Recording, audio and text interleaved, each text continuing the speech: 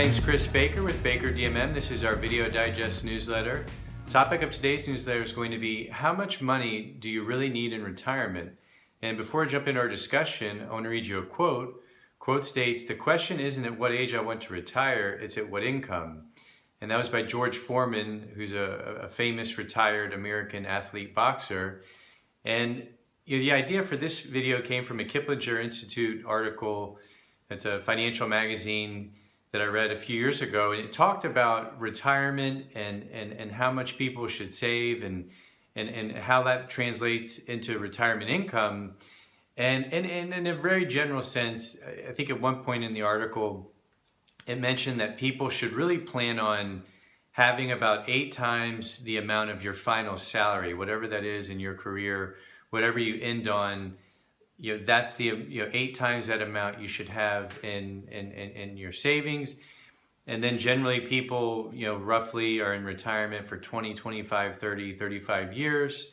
And if you meet those goals, and then depending on your spending habits and how you're living in your retirement life, generally those funds should last you about 20 or roughly 30 years. And which I think was a great article, and it was very valuable and has some great information. But there was another way of looking at it, and actually, a mentor of mine taught me this a few years ago, and really kind of opened my eyes on a different way and a different approach on how to look at retirement and funds in retirement, and how to break it into incremental units to help you maybe get a different visual or a different picture of what your retirement funds could look like, and what that exactly could, what that could return to you as income in retirement. And very simply, it's breaking up your retirement funds into units. So in a general sense, and again, I mean, just in a very general sense, if you look at if you take all the numbers and data from people that get to retirement and how long they live in retirement, people are in retirement 25, 30, 35 years. And if you look at the historical rates of return on investing, generally, roughly about $200,000, $225,000, $250,000 of savings in retirement. So if you have, and let's look at that as one unit. Let's just say $225,000, $250,000 as a unit. That sum of money will generate you, based on all the average figures and numbers. And again, there's a lot of different variables, and it could change for anybody, any given day, any given moment.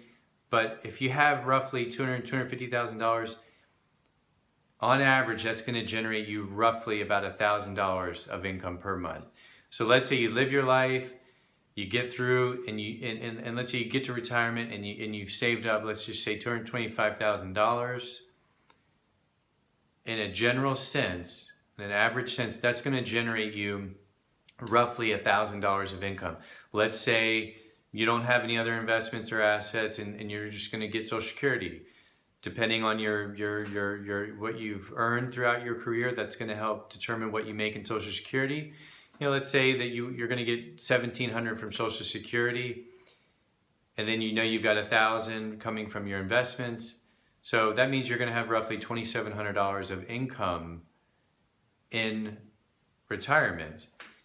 Now, and again, there's so many different ways you could come at this, and I think even in this article from Kiplinger, they talk about getting a handle and a grasp of your expenses and what your expenses are going to be in retirement. And that's so difficult because you're 30, 40, 50, 60 years old now. I mean, if you're going to go another 10, 20, 30 years out in the future, costs, think about the cost of things 10, 20, 30 years ago. Cost of inflation, prices go up. You don't know what your lifestyle habits are going to be. Maybe you live a more extravagant lifestyle. Maybe you live a more modest lifestyle. What kind of lifestyle do you want to live? Do you think your home's going to pay it off? Do you think your car is going to pay off? Just so many different questions that you can ask about your expenses, and when you get to retirement and what you estimate those to be. It's just, that's another homework assignment. But to really focus on how you could back into what you want to save, and how you can build your realistic goals. So if you know that $225,000, $250,000 generates about $1,000 of income, it just, depending on what you make per year. I mean, do you make 50,000 per year? Do you make 100,000 per year? Do you make over 200,000 per year? And once you start looking at these things, and you know that, well, that one unit generates me $1,000 of income per month.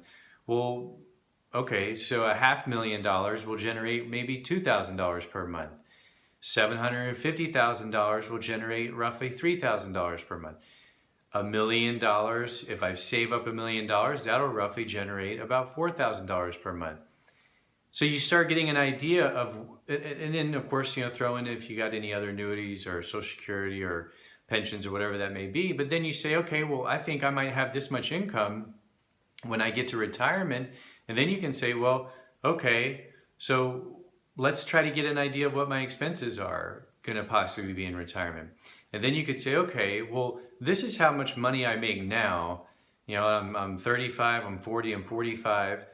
And then I think, if I continue to progress in my career, my job, and maybe I work my way up a little bit further, or maybe I own a business and I feel like my revenues are going to go up, and therefore I should make more profit. I'll be able to save a little bit more.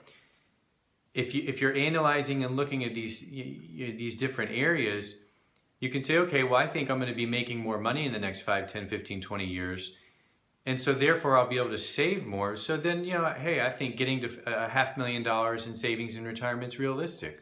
Or, hey, I think I'm going to make a ton of money in the next 5 to 10 years. And I think getting to $1 million is extremely realistic.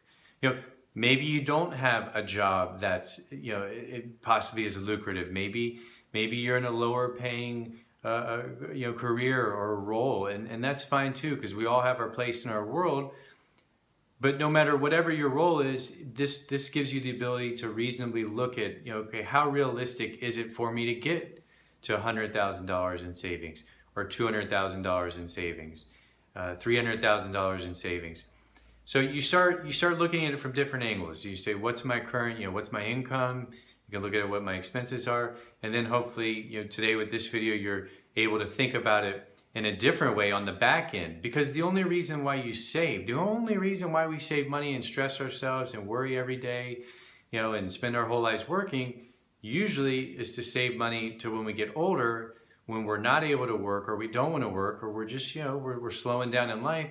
That way we have a nest egg and we have savings to help continue living and living comfortably and having an enjoyable retirement and doing what we want to do. And again, it differs for everybody, but having this approach, you can look at it a little bit differently. I definitely think the unit approach it really helped me a lot. It helped me visualize, it helped me get an idea and think, okay, if I get to $250,000, that gives me roughly $1,000 a month, plus minus some. $500,000, maybe $2,000, $1 million, maybe $4,000. So hopefully this has helped you, and if you found this beneficial, please feel free to share this information on all your social media channels. This could be with your family, your friends, or whoever you think might benefit from viewing the information. If you ever have a question you'd like for me to answer in one of our newsletters, the quickest and easiest way is to go to our website, www.bakerdmm.com. Scroll to the bottom, fill out your information, write a few sentences, and I'll try to answer that in one of our upcoming newsletters. If you ever like to get my help personally and directly, the quickest and easiest way is to go to our website. At the top, you'll find a request an appointment button, and you'll also find our phone number. If you scroll to the bottom and you'd like to book a direct phone consulting session, click on the PayPal button. And with any of these options, I'll be in touch with you in 24 to 48 hours to confirm and schedule our appointment. And until then, I will talk to you all soon.